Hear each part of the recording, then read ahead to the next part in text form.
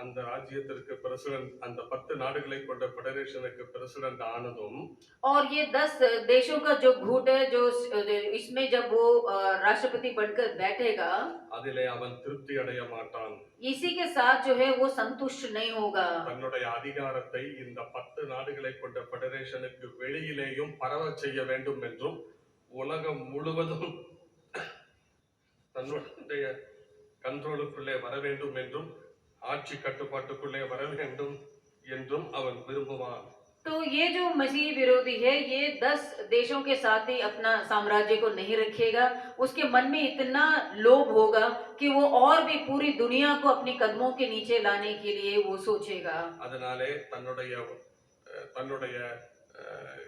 ஏஜென்ட்களை வைத்து, தன்னுடைய அமைச்சரவையை வைத்து, உலகில் உள்ள நாடுகளில் உள்ள தலைவர்களோடு பேசி தன்னுடைய கண்ட்ரோலுக்குள்ளே வரும்படி அழைப்பான்.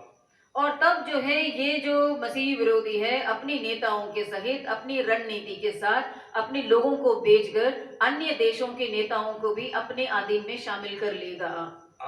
சிலர் அவனுக்கு பயந்து போய் கீழ்ப்படிவார்கள்.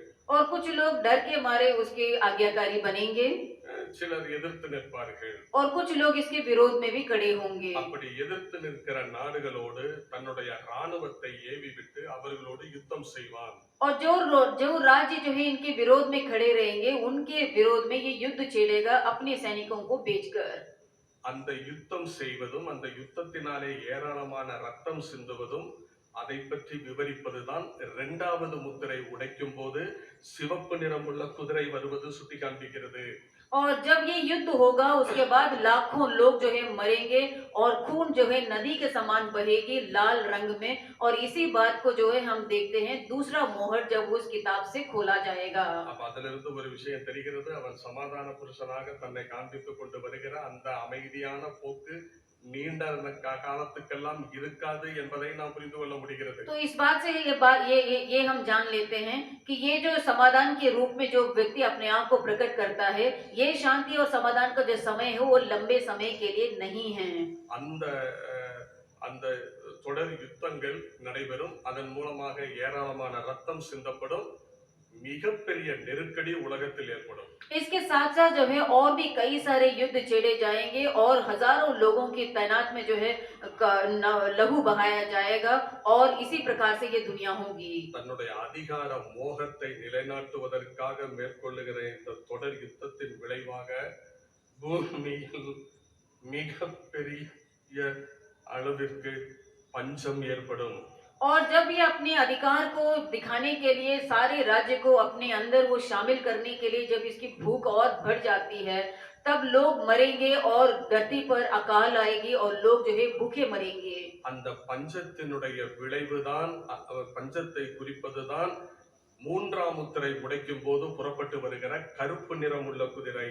और यही है वह तीसरा जब मोहर खोला जाता है तो इसमें जो है एक काले रंग का जो घोड़ा आता है, ये भूखमरी को दर्शाता है। அந்த பஞ்சம் வருவதை தொடர்ந்து அகால மரணங்கள் நடைபெறும்.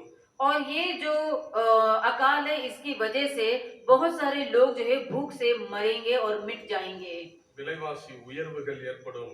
और यहाँ पर जो है जो इन्फ्लेशन रेट है वो काफी हद तक बढ़ जाएगी। ராணுவத்தில் கட்டாய ஆள்சேர்ப்பு நடைபெறும். और लोग जो है बहुत सारे लोगों को फौज में और भी और भर्ती करेंगे। இது நிமித்தமாக தொழில் நிலை பாதிக்கப்படும். जिसकी वजह से पूरी जो कामकाज है, जो कारखाने हैं वो बंद हो जाएंगे। அதனாலே பஞ்சத்தினால் நிறைய பேர் சாவார்கள். और फिर ये भूख के कारण और ये मरी के कारण जो है लोग मरेंगे। இது எதையும் அந்திகிறிஸ்து கண்டுகொள்ள மாட்டான். और ये सब बातों से जो है मसीह विरोधी के लिए जरा भी फर्क नहीं पड़ता है। அவனுடைய எண்ணம் எல்லாம் தன்னுடைய அதிகாரத்தை உலகம் முழுவதும் நிலைநாட்ட வேண்டும் என்பதுதான். और ये मसीह विरोधी का केवल एक ही इच्छा है मन में, वो यह है कि पूरी संसार में इसका अधिकार जम जाना चाहिए। இப்படி பஞ்சம் வருவதை தொடர்ந்து நிறைய பேர் மரணம் அடைவார்கள். और ऐसे जब अकाल आता है तो लोग जो है हजारों और सैकड़ों में लोग मरेंगे। அந்த மரணம் நடைபெறுவதற்கு பஞ்சம் ஒரு காரணம், யுத்தம் ஒரு காரணம், அதே நேரத்தில் பரவும் கொள்ளை நோய்கள் ஒரு காரணம். और फिर ये जो लोग मरेंगे इसका अकाल भी एक कारण है, उसके साथ साथ युद्ध भी होगा और फिर महामारी भी फैलेंगे। காரணம் தொடர்ந்து யுத்தங்கள் நடைபெறுகிறது. ஆங்காங்கு பிண குவியல்கள் கிடக்கின்றன. அந்தந்த பிணங்கள் அழுகி நாற்றம் எடுத்து அதில் அதிலே பயன்படுத்தப்பட்ட விஷ ஆயுதங்கள் அதிலிருந்து வரக்கூடிய கதிர்வீச்சுகள் மிகப்பெரிய அளவில் மரணத்தை கொண்டு வரும். और जब ऐसे ही निरंतर युद्ध छिड़े जाएंगे तो लाखों में जो है शव इकट्ठे हो जाएंगे। जब ये शव सड़ जाते हैं तो उनमें जो भी रसायन पाए जाते हैं वो और कीटाणुओं को पैदा करेगा। कीटाणुओं के पैदा होने से और भी बीमारियां फैलती हैं, बीमारियों की वजह से और भी लोग मरते हैं। இதை தொடர்ந்து தொடர் யுத்தங்கள் நடைபெற்றுக் கொண்டிருப்பதினாலே அந்த யுத்தத்தில் பயன்படுத்துகின்ற குண்டுகள், அணு ஆயுதங்கள் இவைகளெல்லாம் மனித குடியிருப்புகள் மட்டுமல்ல காட்டு பகுதிகளிலும் வனப்பகுதிகளிலும் விழுவதினாலே ஆங்காங்கு காடுகளிலே வாழ்ந்து கொண்டிருக்கின்ற மிருக ஜீவன்கள் தங்களுடைய உயிரை தற்காத்துக் கொள்வதற்காக நகரங்களுக்குள்ளே ஓடி வரும். और जब ये बहुत सारे युद्ध ऐसे एक के बाद एक जब चलता रहेगा तो लोग इसमें जो भी बम विस्फोटक चीजें इस्तेमाल करते हैं, परमाणु यानी जो न्यूक्लियर वेपन इस्तेमाल किया जाएगा, इसकी वजह से जो भी विषैले पदार्थ जो फैल जाते हैं वो जंगल में हावी हो जाते हैं और जंगल के जो जीव जंतु हैं वो जंगल छोड़कर नगरों में प्रवेश करते हैं। இவ்வளவு கொடூரமான மோசமான சம்பவங்கள் சபை எடுத்துக்கொள்ளப்பட்ட பின் நடைபெறப் போகின்றன. और इतने जो क्रूर और जो भी ये दुष्ट बातें हैं, चीजें हैं, ये सब कुछ धरती पर घटेगी, लेकिन कलीसिया उठा लेने के बाद। இவைகளுக்கெல்லாம் நாம் தப்ப வேண்டுமானால் इन सब बातों से अगर हमें बचकर निकलना है, இப்பொழுதே ரட்சிக்கப்பட வேண்டும். अभी हमें उद्धार पाना जरूरी ஞான है ஸ்நானம் பெற வேண்டும். और बपतिस्मा लेना जरूरी है கர்த்தருடைய திருச்சபையிலே அங்கமாக இணைய வேண்டும். और परमेश्वर के कलीसिया में एक सदस्य बनना जरूरी கர்த்தருடைய है வருகையில் கர்த்தருடைய சபையிலே சேர வேண்டும்.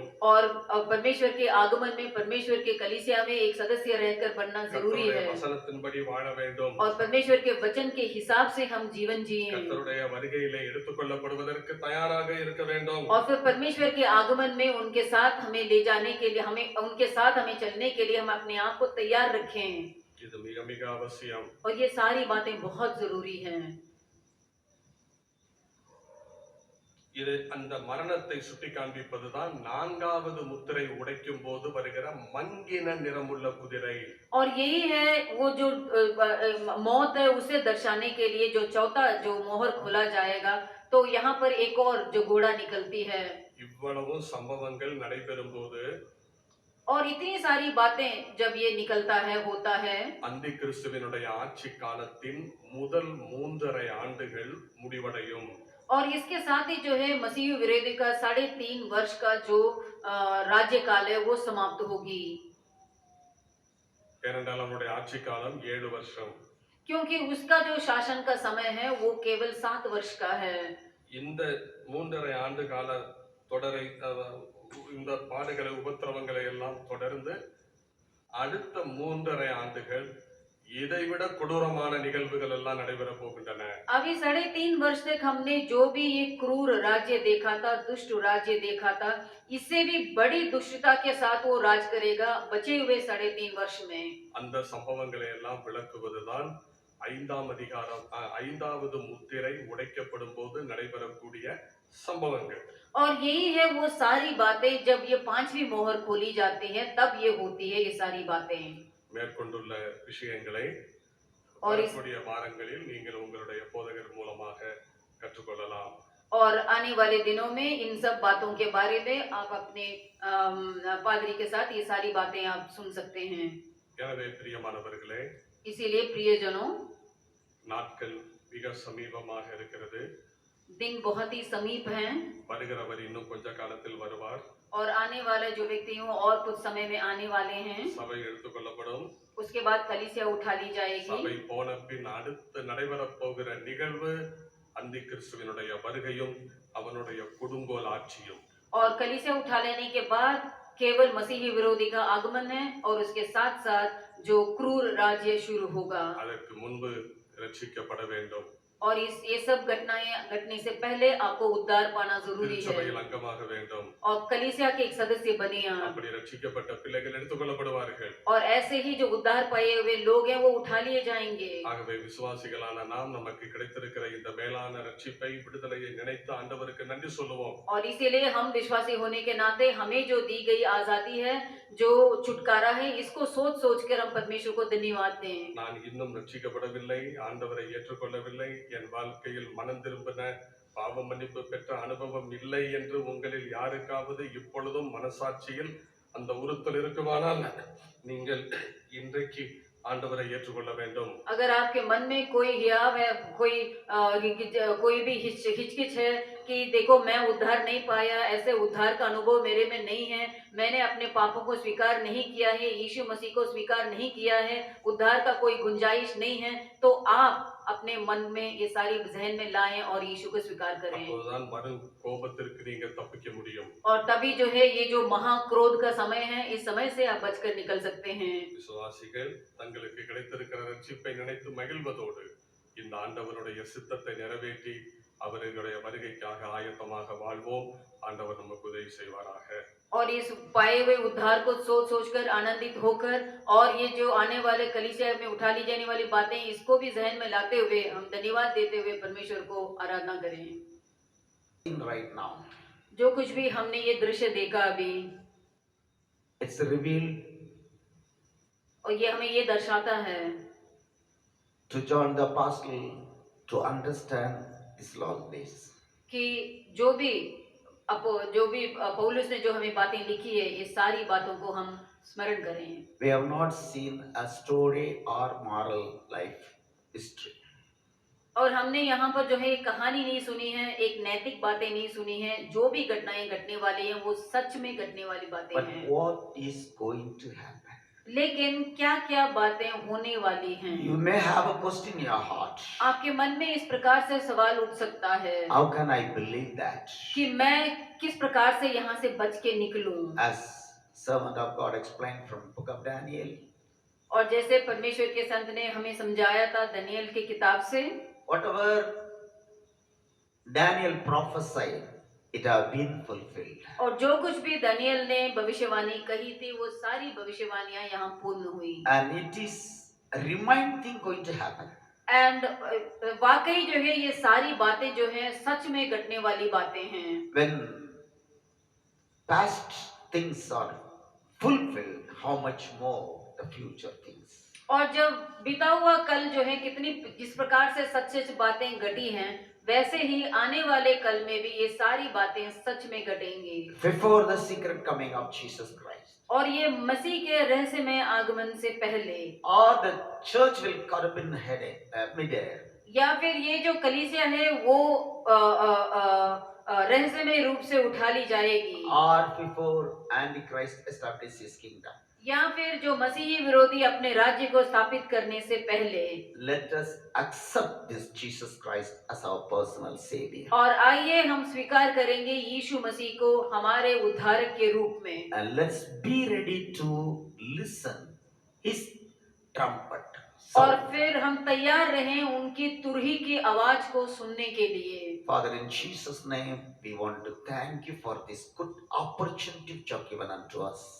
हे पिता, हम यीशु के नाम से आपको धन्यवाद देते हैं कि ये जो सुंदर अवसर और मौका जो आपने हमें दी है। Even the heaven and earth may pass away, but not your word. और पृथ्वी और आकाश टल जाएगी परमेश्वर, लेकिन आपकी वचन कभी नहीं। Help us to understand your word as it is, and also help us to prepare ourselves for your glorious coming. और परमेश्वर आपकी आवाज को सुनने के लिए, वचन को समझने के लिए हम अनुग्रह दें और फिर आपके आगमन के लिए हमें तैयार रखें। As we are leaving, let your mighty presence be with us. जैसे हम यहाँ से प्रस्थान करते हैं परमेश्वर, आपका सम्मुख हमारे संग रहें। We pray those who are sick and bedridden, Lord, you may bless them. They are listening, and help them the days to come and testify here, O God. जो लोग बीमार हैं उनके लिए हम प्रार्थना करते हैं परमेश्वर, जो वचन सुन रहे हैं उनके लिए हम प्रार्थना करते हैं परमेश्वर, आने वाले दिनों में ये गवाही बनकर आपके यहाँ खड़े रहेंगे। And also we want to thank for the servant, continually strengthening the forthcoming meeting. Also we pray that your gracious hand be upon him. आपके सेवक के लिए हम प्रार्थना करते हैं परमेश्वर कि आपने इतना सामर्थ दी है उनको, आने वाले मीटिंग्स में जो उनका प्रचार है उसके लिए हम प्रार्थना करते हैं आप उनको सामर्थ बनाएंगे। In Jesus' name we pray. यीशु मसीह के नाम से हम मांगते हैं, Amen. आमीन। Now the grace of our Lord and Savior Jesus Christ, love of Father, and the holy communion of the Holy Spirit of God be with us forever and ever. Amen. God bless you all.